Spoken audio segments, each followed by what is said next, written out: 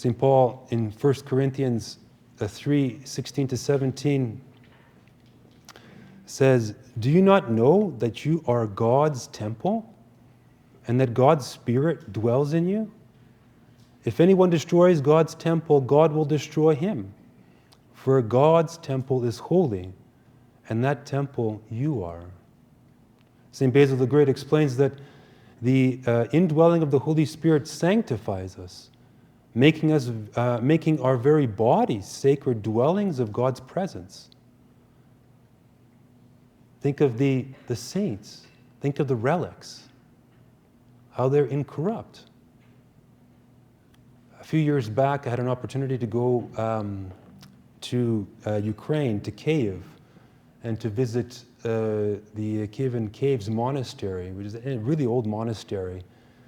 It's like from the 900s, so it's like over 1,000 years old. And it started off initially just kind of like as caves in the hillside where St. Anthony and then later St. Theodosius, they kind of founded this monastery. Anthony founded it and Theodosius continued it. And it's still standing even to this day.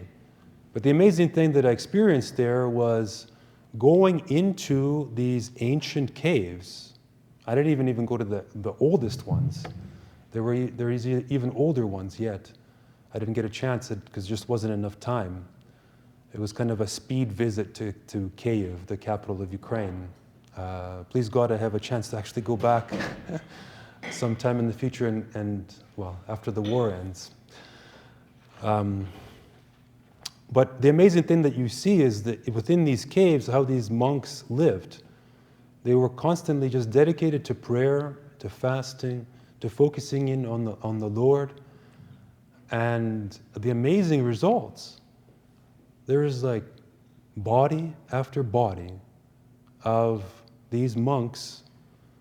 You could see their figure, you could see their body, they're dressed, and they're almost 1,000 years old, but their bodies are still in shape.